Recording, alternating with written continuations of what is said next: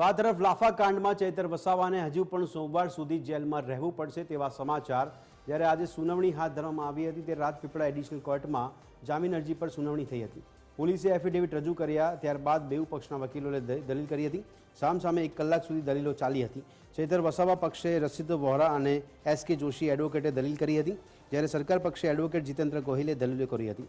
બંને પક્ષના વકીલોની દલીલો સાંભળ્યા બાદ કોર્ટે આખરી હુકમ સોમવારે આપવાનું જાહેર કર્યું હતું, જેના કારણે હવે લાફાકાંડ કેસમાં ચૈતર વસાવાને સોમવાર સુધી જેલમાં રહેવું પડશે।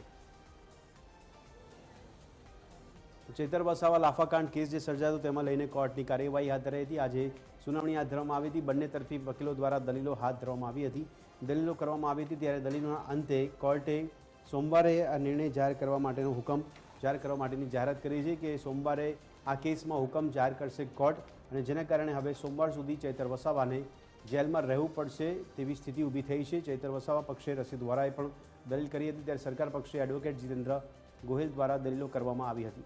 આ દલીલોના અંતે હુકમ સોમવારે આપવાનું કોર્ટે જાહેર કર્યું છે। બંને પક્ષોની દલીલો સાંભળવામાં આવી હતી, ત્યારબાદ હુકમ છે તે સોમવારે જાહેર કરશે કોર્ટ તેવો હુકમ કરવામાં આવ્યો છે। ત્યારે સોમવાર સુધી હવે ચૈતર વસાવા છે તે જેલમાં જ રહેશે। સોમવારે કોર્ટના હુકમ પર નક્કી થશે કે ચૈતર વસાવા જેલની બહાર નીકળે છે કે કેમ। આજ અંગે વધુ વિગત આપી રહ્યા છે અમારા સંવાદદાતા દીપક। દીપક, જણાવશો કયા પ્રકારની દલીલો બંને બાજુથી કરવામાં આવી હતી, અને હવે સોમવારે જે હુકમ થશે તેના આધાર પર શું નક્કી થશે? ચૈતર વસાવા જેલમાં રહેશે કે પછી જેલની બહાર આવશે? દીપક એ બધે ડેડિયાપાડા આપના ધારાસભ્ય ચૈતર વસાવાનો આજે સુનાવણીનો તારીખ હતી। એમને આશા હતી કે કદાચ આજે જામીન મળી જશે, પણ ચૈતર વસાવાના જેલવાસ ફરી 2 દિવસ માટે લંબાઈ ગયા છે।